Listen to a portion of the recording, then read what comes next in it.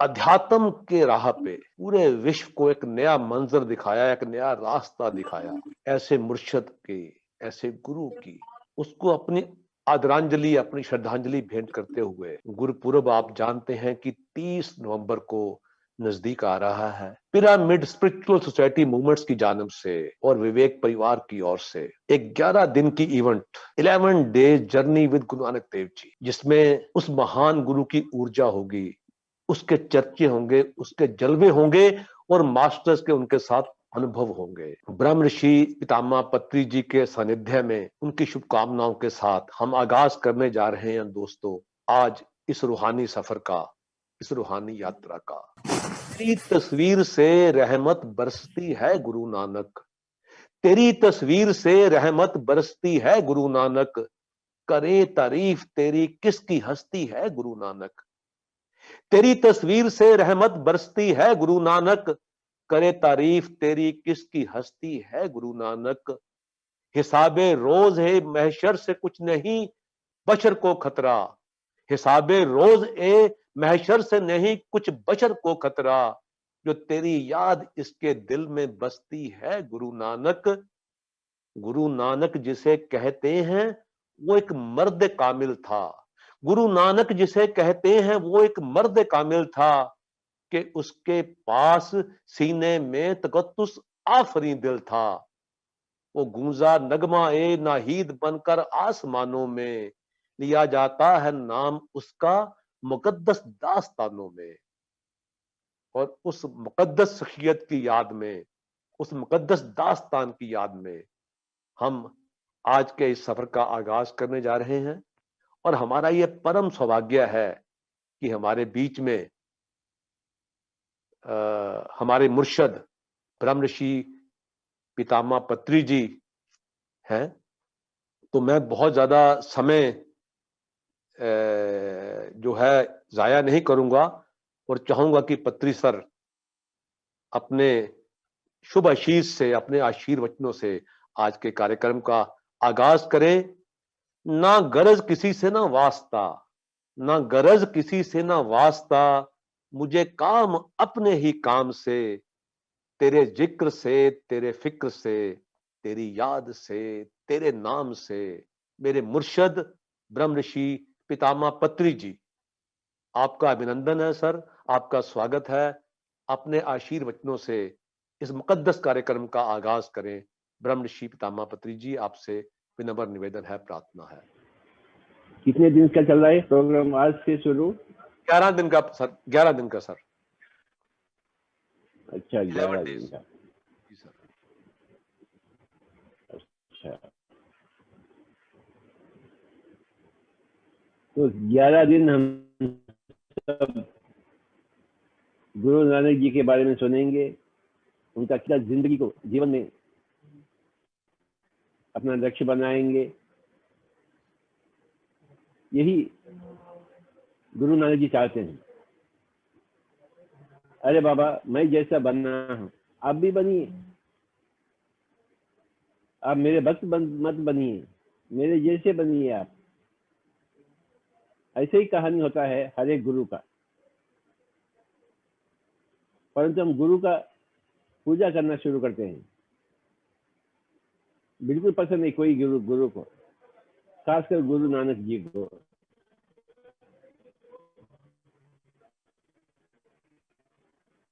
गुरु नानक जी कहते हैं ज्ञान ही भक्ति है या नहीं, ग्रंथ की अध्ययन करो, ग्रंथ ही गुरु है। ग्रंथ होती है गुरु की वाणी, गुरु की वाणी ही गुरु है। गुरु की वाणी कहते हैं ग्रंथ। ग्रंथ की अध्ययन करें। हर एक गुरु का ग्रंथ होता है, हर एक आत्मज्ञानी का ग्रंथ होता है। हर एक आत्मज्ञानी का ग्रंथ को पढ़ें, इसे कहते हैं स्वाध्याय योग। गुरु नानक जी ने मूर्ति को हटाकर ग्रंथ को रखें, अर्थात पूजा को हटाइए, स्वाध्याय को रखें। अरे गुरुवाणी को सुनिए, हर एक गुरु का वाणी को सुनिए, हर एक गुरु के बंदे होना हमें चाहिए, एक गुरु का नहीं। जब हम संगीत के छात्र होते हैं, क्या एक ही संगीत उस्ताद के हम सुनते हैं या अनगिनत संगीत उस्ताद को सुनते हैं? हम सबका सुनते हैं, बिस्मिल्लाह खान को सुनते हैं, पंडित रविशंकर को सुनते हैं, भीमसेन जोशी को सुनते हैं, सबका सबके साथ सीखते हैं। बिल्कुल इसी तरह आध्यात्मिक क्षेत्र में भी सभी गुरुओं से सीखना चाहिए, सभी गुरुओं के ग्रंथ पढ़ना चाहिए। इसी को कहते हैं स्वाध्याय। अगर एक महात्मा बन सकते हैं, परमात्मा बन सकते हैं गुरु जैसे, तो हम क्यों नहीं बनेंगे? वो रास्ता दिखाए। कोई गुरु पूजा नहीं चाहता है, कोई गुरु पूजा नहीं बताए, हम उनके जैसे बनना चाहिए। ये हर एक गुरु का स्वप्न है।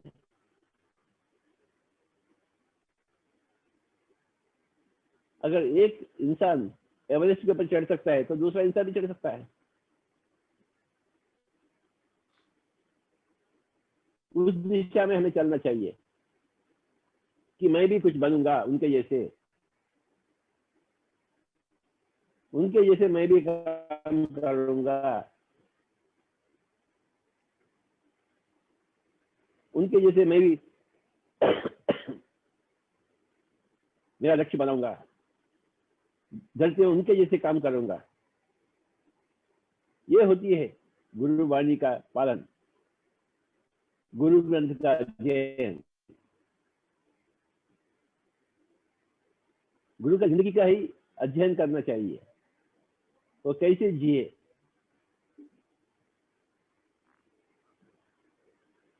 किस मकसद लेकर जिए, कैसे समर्पित किए हैं, हम भी वैसे ही करना चाहिए।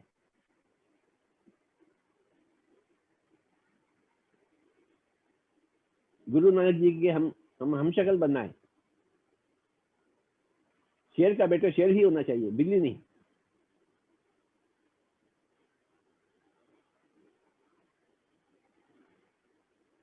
हम बिल्ली है या शेर है?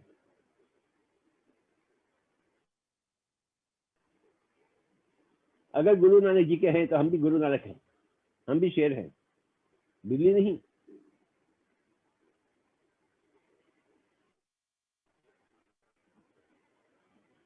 तो हम सब कुछ सीखे। यही पीएसएसएम की अंडरस्टैंडिंग है हर एक गुरु के बारे में। अगर वो कुछ बन सके तो हम भी बनेंगे, हम उसे प्रेरणा लेंगे।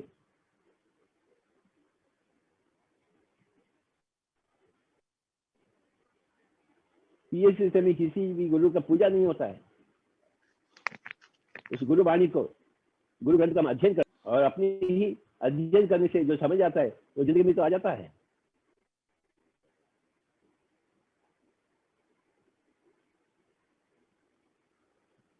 व्यक्ति की पूजा नहीं,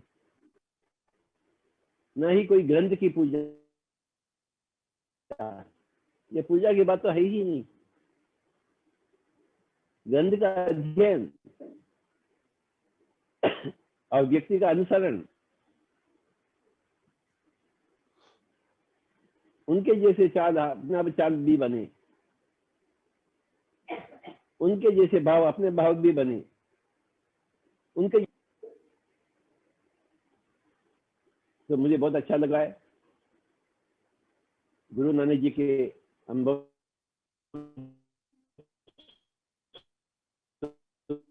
सुनेंगे,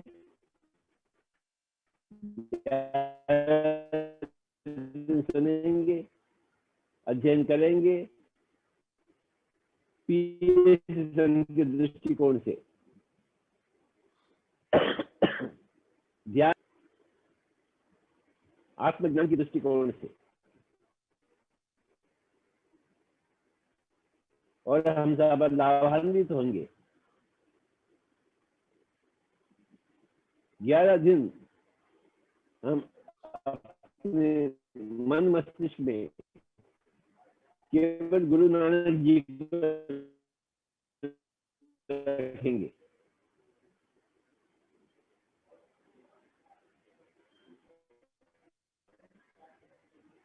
हम सब कुछ जानेंगे उनके बारे में।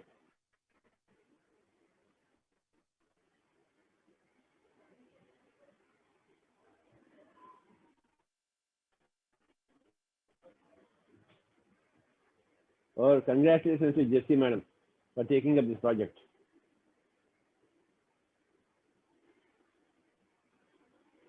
Thank you Anil ji. Sir thank बहुत यू बहुत sir, thank you sir, thank you sir बहुत बहुत शुक्रिया आपका। of North India. बहुत बहुत taken this very great project.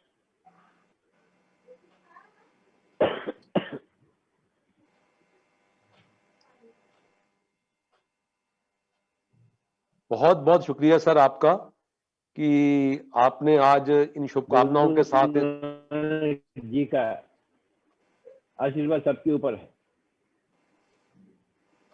Thank you sir, इस थैंक वक्त यू। भी गुरु नानक जी अपने पास है। जी सर।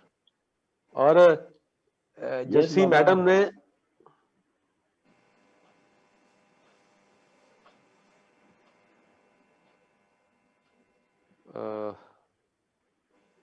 सर आपका बहुत बहुत शुक्रिया कि आपकी शुभकामनाओं के साथ आज इस खूबसूरत जो है एक सीरीज की शुरुआत होने जा रही है, 11 days journey with Guru Nanak Dev ji. आगे बढ़िए बाबा जी। जस्सी मैम कार्यक्रम को आगे बढ़ाइए प्लीज।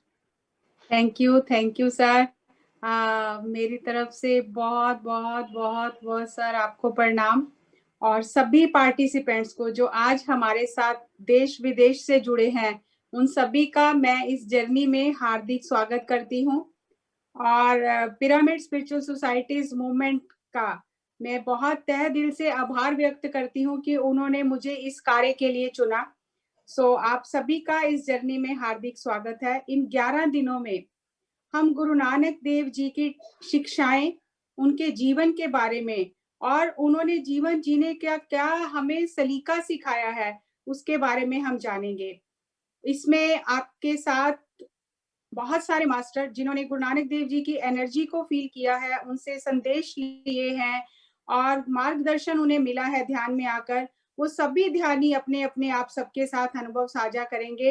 और आप हमारे साथ इस यात्रा में बने रहिए और हम इसी तरह मिलकर आगे बढ़ेंगे। और 30 नवंबर को हम आखिरी जो गुरुपुरब वाला दिन है, उस दिन हम ग्रैंड सेलिब्रेशन करेंगे। उसका सारा आपको कार्यक्रम साथ साथ मिलता रहेगा। आप अपने सभी मित्रों को, सभी रिश्तेदारों को इसमें आप लाभ लेने के लिए आमंत्रित करें। गुरु नानक देव जी, जैसा कि पत्री जी ने कहा कि वो जो उन्होंने हमें सिखाया है, स्वाध्याय, पूजा नहीं, स्वाध्याय। गुरु कोई भी ये नहीं चाहता कि उसकी पूजा की जाए, गुरु चाहता है उसके मार्ग पर चला जाए। तो इस यात्रा में हम देखेंगे, जानेंगे कि गुरु नानक देव जी ने जो हमें एक नक्शा दिया है, आत्मा की यात्रा का जो नक्शा दिया है हमें अपनी वाणी के रूप में, और हमें अपनी आत्मा की इस यात्रा में जीवन कैसे जीना है, उसका जो हमें एक मैनुअल दिया है, उसके ऊपर हम बात करेंगे, उसको जानने का प्रयास करेंगे। और जैसा कि हर यात्रा में होता है कि कुछ नियम होते हैं यात्रा के, तो हम गुरु नानक देव जी से, उनकी शिक्षा से ये जानेंगे कि इस अध्यात्म की आत्मिक यात्रा में हमें क्या पकड़ना है और क्या छोड़ना है। तो हम सब हार्दिक अभिनंदन करते हैं आपका, पूरा विवेक परिवार टीम, पीएमसी हिंदी चैनल, सभी सह यात्रियों का हार्दिक अभिनंदन करती है। पत्री सर, अभी हम भारती जी पहले 5 मिनट मेडिटेशन कर लेते हैं। मैं चाहूंगा कि एक मिनट के लिए शास्त्री सर का मैसेज भी हो जाए शुरुआत में। Yes yes yes. तो शास्त्री सर हमारे बीच में हैं, और शास्त्री सर से मेरा विनम्र निवेदन है कि आप आकर अपना मैसेज दें। जसी मैम ने और शास्त्री सर ने दोनों ने बहुत मेहनत करी है इस कार्यक्रम के लिए, और पूरा प्लान बनाने में, उसको एग्जीक्यूट करने में बहुत बड़ा योगदान शास्त्री सर का भी। तो उनसे विनम्र प्रार्थना है कि आप 2 मिनट के लिए अपना संदेश दें। आदरणीय डीएलएन शास्त्री सर। सभी मास्टर्स को मेरा हार्दिक नमस्कार। पत्री जी को मेरा कोटि कोटि प्रणाम। हम सभी पीएसएसएम और स्वामी विवेक परिवार मिलते हुए 11 दिन का जर्नी विद गुरु नानक जी का आयोजन चालू किया हुआ है। आज का शुभारंभ है, आज का शुरुआत है। बहुत सारे मास्टर्स इंडिया से ही नहीं बल्कि विदेश से भी आए हैं, कनाडा से, दुबई से, अमेरिका से, यूके से भी ज्वाइन किए हुए हैं। सभी लोगों को हार्दिक अभिनंदन और welcome to this journey with Guru Nanak जी। मैं ज्यादा समय को व्यतीत ना करते हुए मैं रिक्वेस्ट करता हूं जैसी मैडम को हम ध्यान करें और आज का सत्र का आरंभ करें। Thank you, thank you. शुक्रिया सर, शुक्रिया आपका, बहुत बहुत धन्यवाद सर। तो जस्सी जी अब हमें ले चलिए रूहानी सफर पे। ठीक है सर।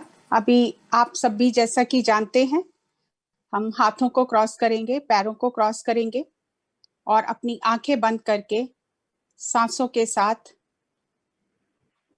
5 मिनट ध्यान करेंगे, ताकि हम सब उस ऊर्जा से जुड़ सकें जिसके साथ हमने ये यात्रा करने का संकल्प लिया है। हमारा संकल्प फलीभूत हो, हम उस महान मास्टर के साथ उनकी शिक्षाओं को, उनकी ऊर्जा को, उनके संदेशों को, उनके बताए मार्ग को अपने जीवन में उतारें और इस यात्रा में आगे बढ़े।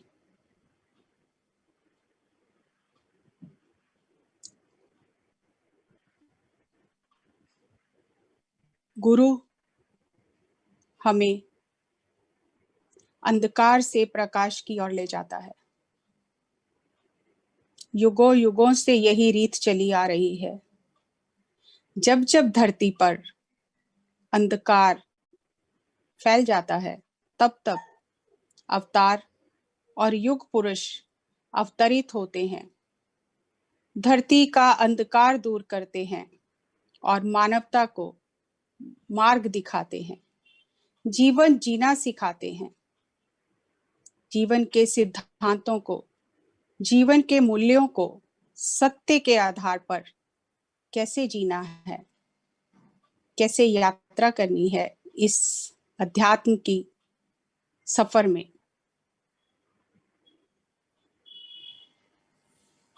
हम सभी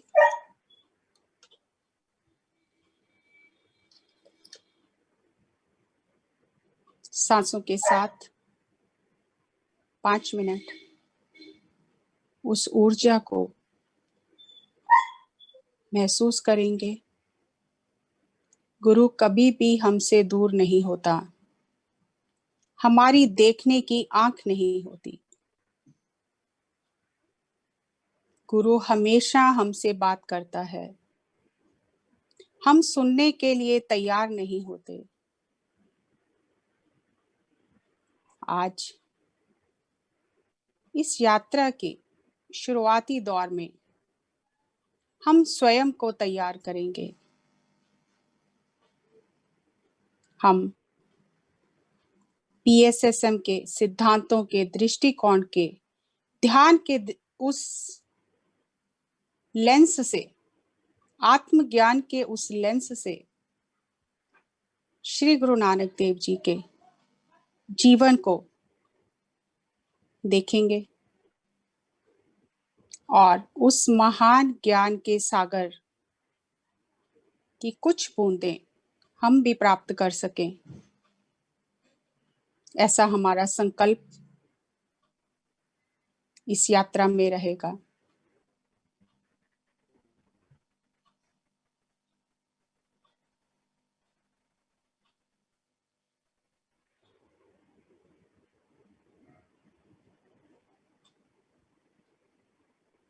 आज हम अपनी यात्रा की शुरुआत एक ऐसे वाक्य से करेंगे जो अपने आप में सब कुछ कह देता है। नानक नाम जहाज है, चढ़े सो उतरे पार, जो श्रद्धा कर सेव दे, गुर पार उतारन हार। नानक नाम एक जहाज है जिसमें सवार होकर, जिसमें बैठकर हमें ये 11 दिन अध्यात्म की यात्रा करनी है। जब हम कोई यात्रा करते हैं तो हम जानते हैं हर यात्रा के अपने नियम होते हैं। जिस यात्रा पर हमें गुरु नानक देव जी लेकर जाना गए हैं, उस यात्रा में क्या पकड़ना है, क्या छोड़ना है जीवन में, ये हम गुरु नानक देव जी की शिक्षा से जानेंगे। लास्ट 2 मिनट्स सांसों के साथ रहें। श्री गुरु नानक देव जी की ऊर्जा को महसूस करें। अपने हृदय को खोलें। उस प्रकाश को अपने भीतर आने दें। सांसों के साथ रहें। Last 1 minute. आती हुई सांस और जाती हुई सांस, एक अद्भुत विधि अपने मन को शून्य करने की, अपने मन को खाली करने की। सांसों के साथ मन को जोड़ लेना।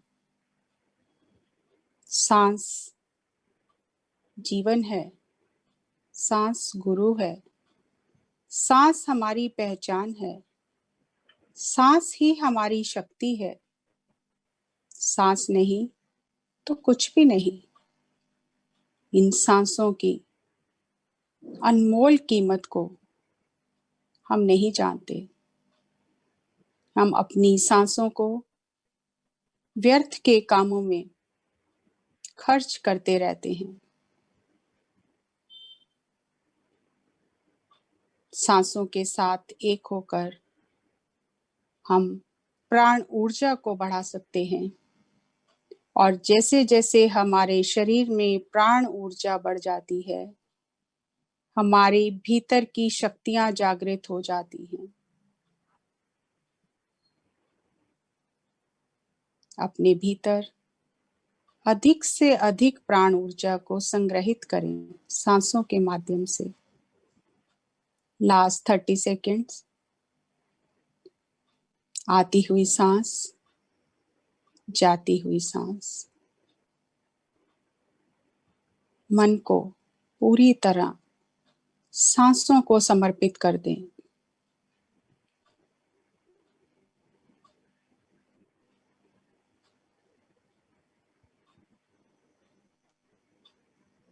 Last 10 seconds.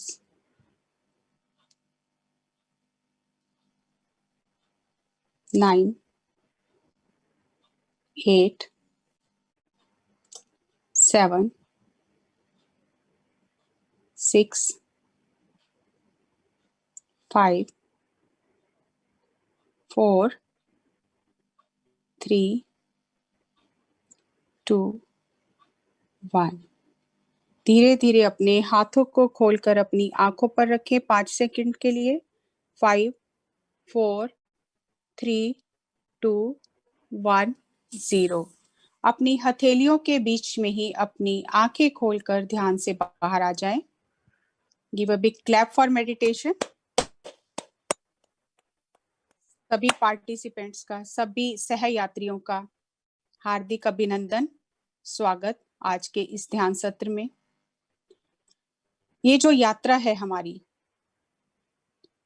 इसमें हम गुरु नानक देव जी के जीवन के बारे में जानेंगे, उनकी शिक्षाओं के बारे में जानेंगे, और ये जानेंगे कि जीवन में पकड़ने लायक क्या है और जीवन में छोड़ने लायक क्या है। कैसा जीवन जीने के लिए उन्होंने हमें बताया है। और हम कैसा जीवन जी रहे हैं।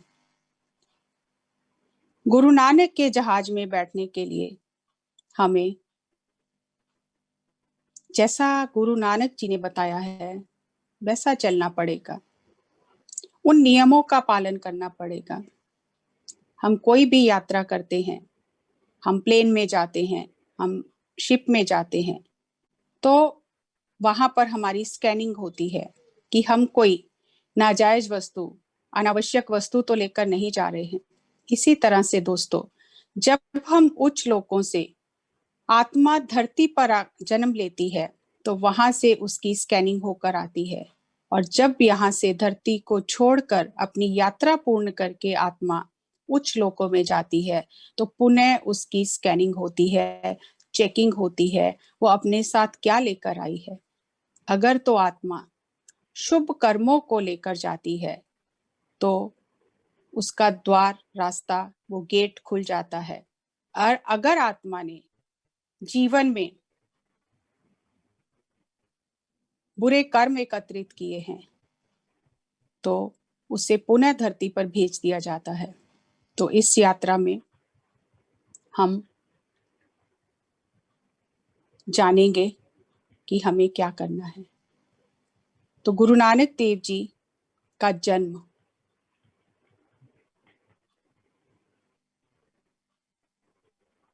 टीपी सिंह जी, आप प्रेजेंटेशन चला दीजिए साथ में।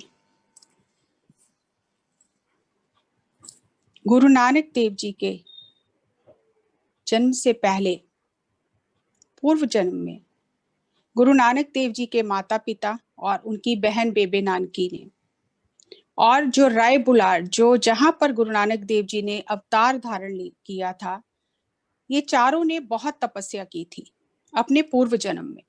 और जब भगवान प्रसन्न हुए और उन्होंने कहा कि आप वरदान मांगो, तो माता पिता जो गुरु नानक के उस समय थे, उन्होंने कहा कि आप जब भी मात लोक पर जाएं तो आप हमारे पुत्र बनकर आएं। तो उन्हें भगवान ने कहा कि अभी आपकी उतनी साधना नहीं है कि अगर मैं आपका पुत्र बनकर आ जाऊं तो आप मुझे पहचान पाओ, आप मुझे पहचान नहीं पाओगे।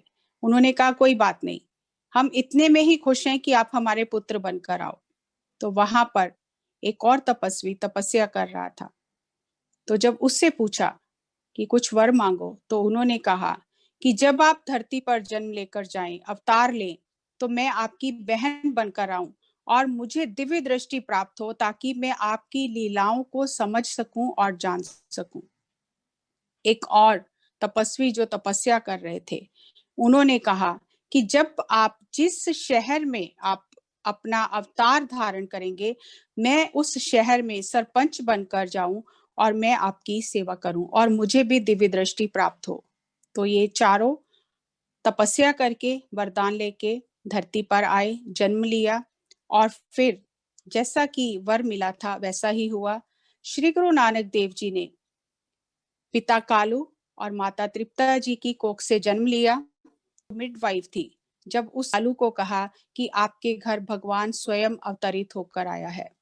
मैंने इतने बच्चे देखे हैं लेकिन आज तक ऐसा कोई बच्चा मेरे हाथों में नहीं आया।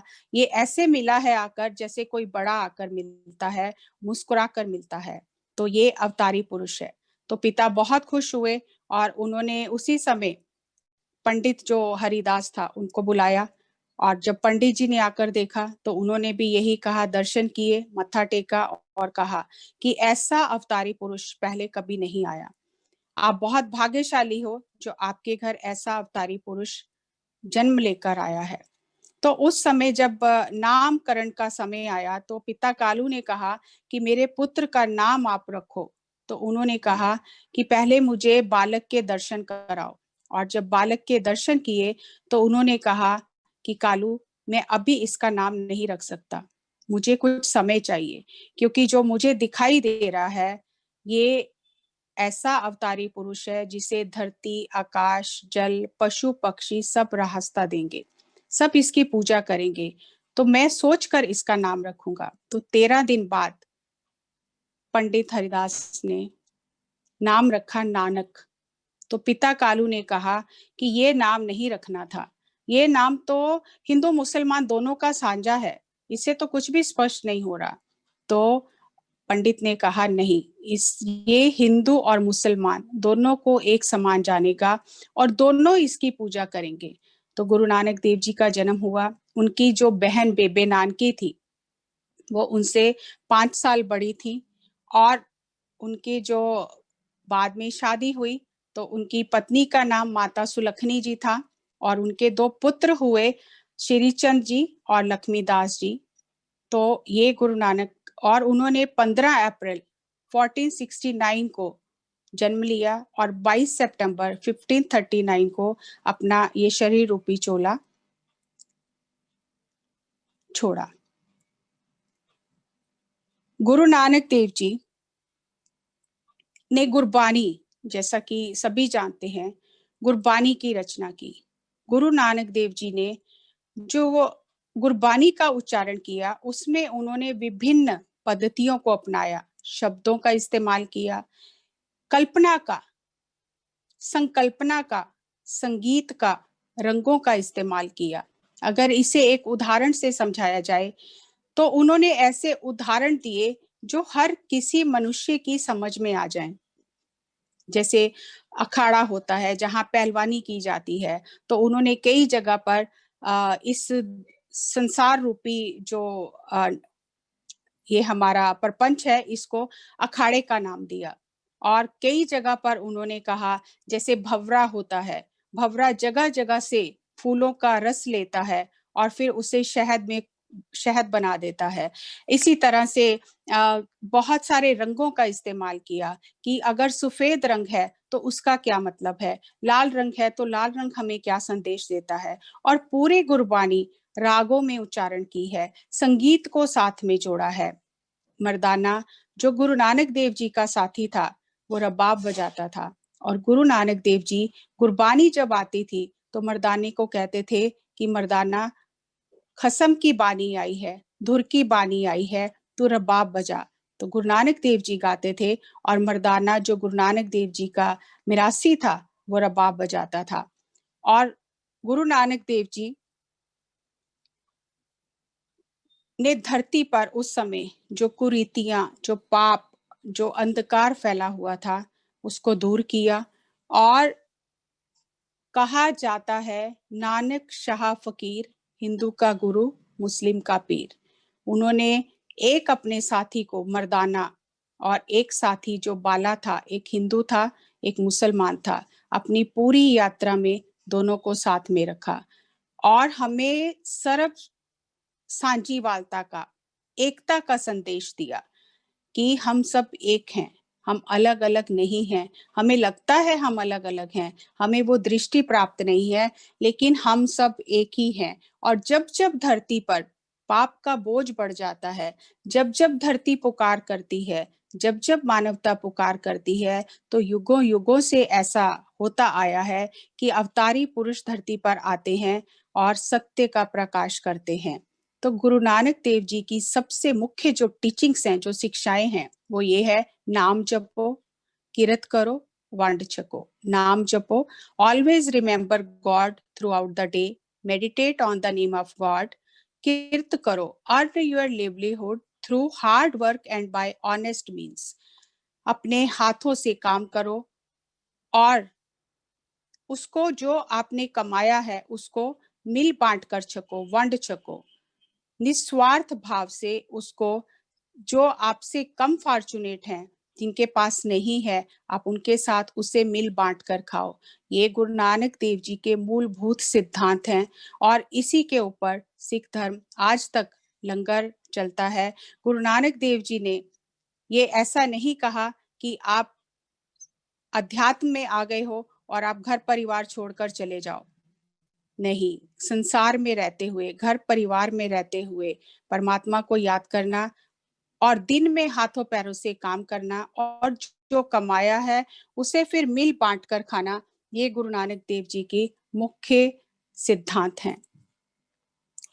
और गुरु नानक देव जी ने कहीं भी ऐसा प्रवचन नहीं दिया, उपदेश नहीं दिया कि ऐसा करना चाहिए, ऐसा नहीं करना चाहिए। जैसे जैसे स्थितियां, परिस्थितियां सामने आती गई, वैसा वैसा वो उपदेश देते रहे। तो आज हम थोड़ा सा उनके बचपन के बारे में जानेंगे कि जब वो बचपन में जब 5-6 साल के हुए तो उनके पिता ने उनको पांदे के पास, पांदा उस समय जो गुरुकुल सिस्टम होता था, पंडित होते थे जो पढ़ाते थे बच्चों को, तो उसके पास पढ़ने के लिए भेजा। और जब पढ़ने के लिए भेजा तो पांदे ने लिख कर दिया तो गुरु नानक देव जी बैठ गए। और थोड़ी देर बाद जब उसने देखा कि ये तो नहीं पढ़ रहे हैं, तो उसने पूछा कि गुरु नानक तू पढ़ क्यों नहीं रहा, मैंने लिख कर दिया है। तो गुरु नानक देव जी ने उस समय पूछा कि इस पढ़ने से क्या होगा। तो उसने कहा इस पढ़ने से अकल आएगी, जमा घटाना, संसार का काम करना आएगा। तो गुरु नानक देव जी ने कहा ये जो पढ़ाई है, क्या ये ऊपर उच्च लोकों में भी काम आएगी? क्या इससे मेरे जन्म मरण के बंधन कट जाएंगे? क्या इससे मुझे मुक्ति प्राप्त हो जाएगी? तो पांडे ने कहा, पंडित ने कहा, नानक तू कैसी बातें करता है, तू तो अभी बच्चा है, तू कैसी बातें कर रहा है, इस पढ़ने से संसार का ज्ञान मिलता है। तो गुरु नानक देव जी ने कहा जिस पढ़ाई से केवल संसार का ज्ञान मिलता है, मुझे वो पढ़ाई नहीं चाहिए, मुझे वो पढ़ाई चाहिए जो जन्म मरण के बंधनों को तोड़ देती है। तो पंडित ने कहा मैं वो पढ़ाई नहीं जानता हूं। तो उस समय गुरु नानक देव जी ने जो पंजाबी वर्णमाला है उसके एक एक अक्षर के अर्थ बताए। तो पंडित ने कहा कि एक अक्षर जो है उसका तो कोई अर्थ ही नहीं होता। तो गुरु नानक देव जी ने कहा नहीं, एक अक्षर का भी परमार्थ का अर्थ है। तो यहाँ मैं केवल एक अक्षर ले रही हूँ, जैसे दा होता है, दा अक्षर है, तो उसको पंडित को उन्होंने बताया कि दा अक्षर ये कहता है दद्दा दोष न काहू दीजे, दोष कर्मा आपनेया, जो मैं किया सो मैं पाया, दोष ना दीजे अवर जना। हे पंडित, दोष अपने कर्मों का है, किसी का दोष नहीं है। दद्दा अक्षर जो है ये संदेश देता है कि हे मनुष्य तू दूसरों को दोष मत दे, किसी का दोष नहीं है, दोष तेरे कर्मों का है, जो तूने बीजा है, जो तूने किया है वही तेरे सामने आया है। तो पंडित इतना हैरान हो गया कि इतना छोटा बच्चा और इतना अध्यात्म का ज्ञान। तो पंडित ने गुरु नानक देव जी का हाथ पकड़ा और उनके घर ले गया और जाकर नमस्कार की और पिता कालू को कहा कि मैं इसे क्या पढ़ाऊं, ये तो पूरी दुनिया को पढ़ाने आया है। तो माता पिता थोड़ी देर के लिए खुश हुए, लेकिन फिर माया पड़ गई और फिर अगले दिन कहने लगे चल नानक मैं तेरे को पांदे पास ले जाऊं। अगले दिन जब फिर लेकर जाने लगे तो गुरु नानक देव जी फिर जाकर वही ज्ञान चर्चा की। फिर उसके बाद वो नहीं गए तो माता पिता ने पूछा आप पढ़ने क्यों नहीं जा रहे हो? तो एक रुमाल लेकर एक चौकी के ऊपर एक पोथी लेकर बैठ गए। तो गुरु नानक देव जी ने कहा मैं पढ़ाई कर रहा हूँ, अध्यात्म की पढ़ाई कर रहा हूँ। तो गुरु नानक देव जी ने के माता पिता ने पूछा हे नानक तो क्या पढ़ रहा है? तो गुरु नानक देव जी ने कहा माता पिता को मैं सप्त श्लोकी गीता पढ़ रहा हूँ जिसमें श्री कृष्ण भगवान ने अर्जुन को उपदेश दिया है। तो उस समय गुरु नानक देव जी ने माता पिता को गीता सुनाई तो माता पिता सुनकर हैरान हो गए। तो उन्होंने कहा कि हे नानक संस्कृत हमारी समझ में नहीं आती, हमें इसके अर्थ करके बता।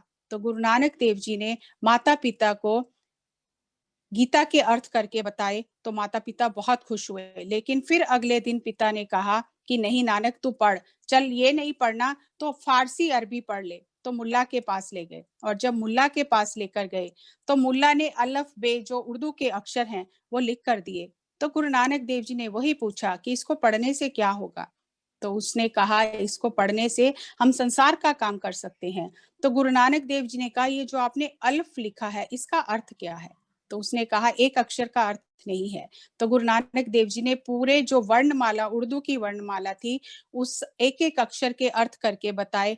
तो मुल्ला भी बहुत हैरान हो गया। मुल्ला ने गुरु नानक के चरणों में मत्था टेका और कहा कि पिता कालू आप चिंता मत करो, ये पूरे संसार को पढ़ाने आया है, इसको कुछ भी पढ़ाने की जरूरत नहीं है, ये ऊपर से पढ़कर आया है। सबसे पहला संदेश जो गुरु नानक देव जी ने दुनिया को दिया कि आध्यात्मिक विज्ञान ही उत्तम विज्ञान है, हमें आध्यात्मिक विज्ञान की पढ़ाई करनी चाहिए। तो संसारी विद्या साथ साथ आ जाती है, लेकिन अगर हम सिर्फ संसारिक विद्या को हासिल करेंगे तो हाथ खाली रहेंगे, हमारी आत्मा जो है वो कुछ भी साथ लेकर नहीं जा पाएगी। तो सबसे उत्तम जो हमारी पढ़ाई है यहाँ पर, वो आध्यात्मिक विज्ञान की पढ़ाई है जो हम कर रहे हैं PSSM में आके। तो ऐसे ही गुरु नानक देव जी जब माता पिता ने कहा कि चलो पढ़ना नहीं है तो कम से कम गाय भैंसे चरा कर ले आओ, और जब उनको गाय भैंसे चराने के लिए भेजा तो गुरु नानक देव जी गाय भैंसे लेकर गए और एक वृक्ष के नीचे सो गए। और जब सो गए तो उनके चेहरे पर धूप आ गई, और धूप आने से शेषनाग आ गया और उसने आकर चेहरे पर छाया की। यहाँ पर राय बुलार जो था, राय बुलार वहां से गुजर रहा था अपने सिपाहियों के साथ। उसने देखा कि एक बच्चा सोया है जिसके सिर पर फन ने छाया की है, नाग ने छाया की है। तो उसने सोचा कि ये बच्चा तो जीवित नहीं होगा, अब तक तो सर्प ने डस लिया होगा। तो जैसे ही पास गए तो शेषनाग गुम हो गया। और जब गुरु नानक देव जी ने देखा कि राय बुलार आया है तो उन्होंने राय बुलार को चरण वंदना किया। तो राय बुलार ने उस दिन से ये जान लिया कि ये औलिया है, ये पैगंबर है। वो जो वरदान लिया था राय बुलार ने कि मुझे दिव्य दृष्टि प्राप्त हो, तो यहाँ से राय बुलार की जर्नी शुरू हो गई। और ऐसे ही एक बार गाय भैंसे चराते हुए जो गुरु नानक देव जी समाधि में लीन हो गए, और गाय भैंसे जो थी वो पास के खेत में पूरा खेत उन्होंने खा लिया। और जो खेत का मालिक था वो जाकर बहुत ही उसने राय बुलार के आगे पुकार की कि मेरा पूरा खेत नानक ने उजाड़ दिया है। तो गुरु नानक देव जी को बुलाया गया। तो गुरु नानक देव जी ने कहा कि परमात्मा इसी में भला करेगा, कुछ भी नहीं उजड़ा, क्या हुआ अगर पशु ने खा लिया तो कोई फर्क नहीं पड़ता, उसी में परमात्मा और बढ़ा देगा। तो जब वहां जाकर देखा, उन्होंने भेजा, राय बुलार ने अपने लोगों को भेजा कि गुरु नानक कह रहा है कि कुछ भी नहीं उजड़ा, ये व्यक्ति कह रहा है मेरा खेत उजड़ गया है, जाकर देख कर आओ। जब वहां जाकर देखा तो खेत हरा भरा था। तो गुरु नानक देव जी ने हमें अबंडेंस में जीना सिखाया कि अगर कोई पशु भी खा लेता है, अगर हम मिल बांट कर खाते हैं तो कभी भी कुछ कम नहीं होता, प्रकृति उसको कितना बढ़ा देती है। तो वो वननेस, वो हमें गुरु नानक देव जी ने सिखाई कि हमें सिर्फ मनुष्य के साथ ही वननेस नहीं, पशु जगत के साथ, पशु पक्षियों के साथ भी वननेस है। तो बचपन से ही उन्होंने जैसे जैसे उनके सामने परिस्थितियां आती गई वैसा वैसा वो उपदेश देते गए। ऐसे ही पिता कालू ने उस समय जनेऊ पाने का रिवाज था, तो पिता कालू ने जनेऊ के लिए पूरा अपने रिश्तेदारों को बुलाया, एक उत्सव किया। तो जैसे ही पंडित गुरु नानक को जनेऊ पहनाने लगा तो गुरु नानक देव जी ने पूछा, हे पंडित, इस जनेऊ के पहनने से क्या होगा? तो पंडित ने कहा, इस जनेऊ के पहनने से आप पवित्र हो जाओगे। तो गुरु नानक देव जी ने कहा कि पंडित जी, अगर ये शरीर जल जाएगा, जब ये आत्मा शरीर से अलग हो जाएगी, ये शरीर जल जाएगा, तो क्या ये जनेऊ मेरे साथ जाएगा? क्या ये मेरी रक्षा करेगा? तो पंडित ने कहा, नानक कैसी बातें करते हो, जब ये शरीर जलेगा ये जनेऊ भी जल जाएगा, ये जनेऊ कैसे साथ जाएगा? तो गुरु नानक देव जी ने कहा कि मुझे वो जनेऊ पहनाओ जो आत्मा के साथ मरने के बाद भी जाता है। तो उस समय गुरु नानक देव जी ने वहां पर हर एक अवसर पर उन्होंने उस संदर्भ में गुरबाणी का उच्चारण किया कि मुझे सत्य का जनेऊ चाहिए जो हमेशा हमेशा आत्मा के साथ रहता है। तो कर्म कांड का उन्होंने वहीं से खंडन करना शुरू कर दिया कि हमें सत्य का जनेऊ पहनना है, सत्य के साथ रहना है, वो मरने के बाद भी हमेशा आत्मा के साथ रहता है। तो एक बार पिता कालू ने कहा, हे नानक, कुछ और नहीं करते हो, ये लो 20 रुपए ले जाओ और जाकर कुछ सामान खरीद कर लाओ और व्यापार करो, और एक गांव से, एक शहर से सामान लाकर दूसरे शहर में थोड़ा मुनाफा कमा के बेचोगे तो मुझे भी अच्छा लगेगा। अब बड़े हो गए हो और पुत्र हो मेरे, मेरी खेती बाड़ी संभालो, मेरा व्यापार संभालो तो मुझे अच्छा लगेगा। तुम तो सारा दिन समाधि लगाकर बैठे रहते हो, तो लोग भी बातें करते हैं कि कालू का बेटा कुछ भी नहीं करता है। तो गुरु नानक देव जी ने कहा, पिताजी अब जो भी कहोगे मैं वो करूंगा। तो 20 रुपए लिए और उन्होंने अपने साथ उनका मित्र बाला लिया, और रास्ते में सत्संग करते हुए, अध्यात्म की, परमात्मा की बातें करते हुए जंगल से जब जा रहे थे तो रास्ते में उन्होंने एक सिद्ध मंडली देखी। सिद्ध मंडली देखी तो गुरु नानक देव जी को देखकर बहुत अच्छा लगा और उन्होंने जाकर नमस्कार किया। और जो वहां साधु था, प्रमुख साधु था, उससे पूछा कि महंत जी आपका नाम क्या है? तो उसने कहा मेरा नाम है संत रैन। तो गुरु नानक देव जी ने कहा ये तो बहुत सुंदर नाम है। तो उन्होंने पूछा आप यहाँ जंगलों में रहते हो, आप कुछ पहनते नहीं हो, क्या कुछ खाते भी नहीं हो? तो उन्होंने कहा जब परमात्मा भेजता है तब हम खाते हैं, हम संतोषी साधु हैं, और जब नहीं भेजता हम व्रत में रहते हैं। तो गुरु नानक देव जी ने कहा अगर मैं कुछ लाऊं तो आप खाओगे? तो उन्होंने कहा हाँ, आप आज परमात्मा ने आपको भेजा है हमारा ध्यान रखने के लिए, हमारी सेवा करने के लिए। तो वो 20 रुपए लेकर गुरु नानक देव जी शहर में गए और सारा खाने पीने का सामान जो भी था वो लेकर आए और साधुओं में बांट दिया और खाली हाथ वापस घर की ओर चले गए। जब घर के पास पहुंचे तो बाले को कहने लगे कि ये हमने क्या किया है, हमने तो सारे पैसे साधुओं को खिला दिए हैं, अब पिता नाराज होंगे। तो जंगल में ही बैठ गए, घर गए नहीं, और बाला घर चला गया। जब कालू को पता चला कि बाला तो घर आ गया है तो गुरु नानक कहाँ है, तो जब बाले से पूछा तो उसने कहा कि आपके डर के कारण वो जंगल में ही बैठ गए हैं, आपने बोला था सच्चा सौदा करना।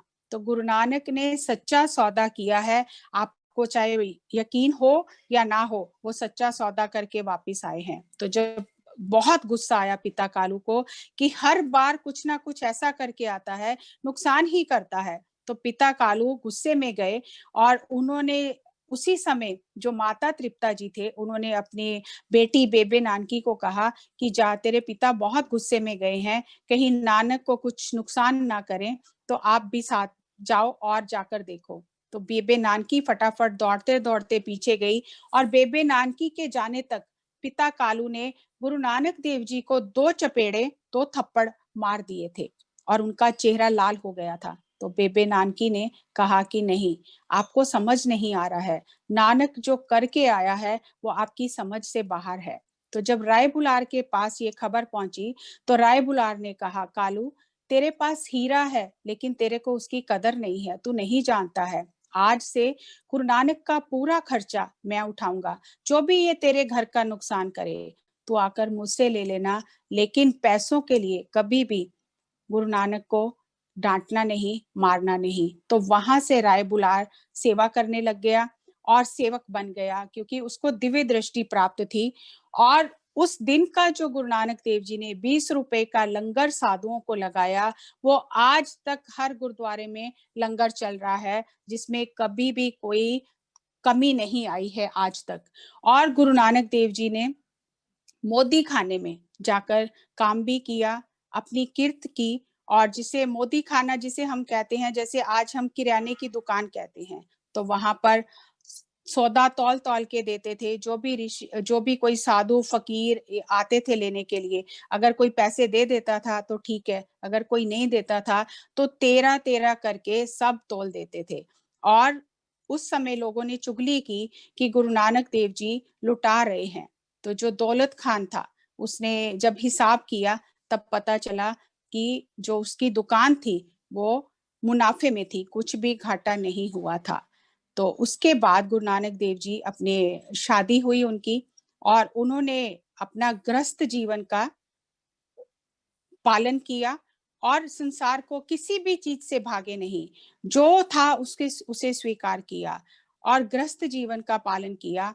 और जब उनके ससुराल वालों को ये पता चला कि ये तो साधु है, ये तो निर्लेप रहता है, तो उन्होंने एक कच्ची दीवार बनाई और उस कच्ची दीवार के नीचे गुरु नानक देव जी को बिठाया। तो एक जो वृद्ध औरत थी उसने आकर गुरु नानक देव जी को कहा कि आप जिस दीवार के सहारे बैठे हैं वो कच्ची दीवार है। तो गुरु नानक देव जी ने कहा ये दीवार जुगों जुगों तक इस बात की निशानी रहेगी कि गुरु नानक के गृहस्थ की निशानी रहेगी। तो वहां आज गुरुद्वारा है जहां पर गुरु नानक देव जी की शादी हुई थी।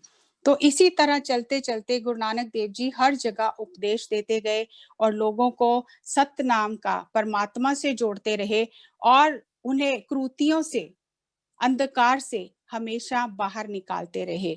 और एक समय ऐसा आया जब वो सुल्तानपुर में मोदी खाना चला रहे थे और अपनी बहन के पास रहते थे सुल्तानपुर में। तो उस समय जो दौलत खान था उसने कहा कि आप परमात्मा को इतना मानते हो तो क्यों आप हमारे साथ नमाज पढ़ने चलो। तो गुरु नानक देव जी ने कहा ठीक है।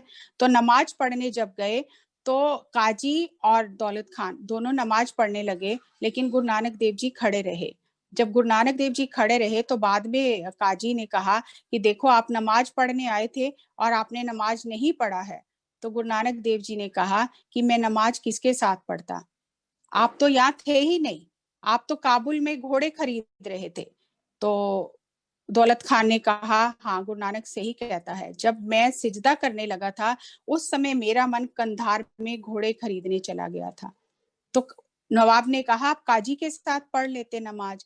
तो गुरु नानक देव जी ने कहा जब काजी नमाज पढ़ रहा था तो काजी का मन उसके घर में आज एक घोड़ी ने बच्चा दिया है तो उसका मन उसमें चला गया कि कहीं वो बच्चा गड्ढे में ना गिर जाए, तो ये भी यहाँ नहीं था तो मैं किसके साथ नमाज पढ़ता।